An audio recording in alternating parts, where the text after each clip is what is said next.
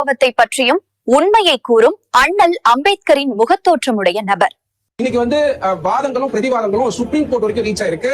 விஜய் அவர்கள் எங்கேயுமே இன்வெஸ்டிகேஷன் வேணாம் அப்படின்னு சொல்லல. விஜய் அவர்கள் இம்பார்ஷியல் இன்வெஸ்டிகேஷன் இருக்கணும் தான் அவர் சொல்லிட்டு இருக்காரு.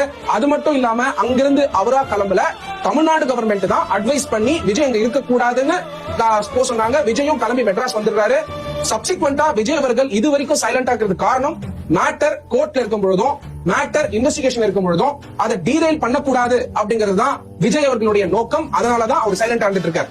ஆஸ் அகெயின்ஸ்ட் நீங்க பாத்தீங்கன்னா செந்தில் பாலாஜி அவர்கள் அங்க இஷ்யூ நடந்த உடனே பிரஸ் மீட்டிங் கண்டக்ட் பண்ணி எல்சிடி டிவி போட்டு இது இங்க நடந்தது, இது அங்க நடந்தது அப்படின்னு சொல்லிட்டு போட்டு காட்டுறதை நம்மளால பார்க்க முடிஞ்சது.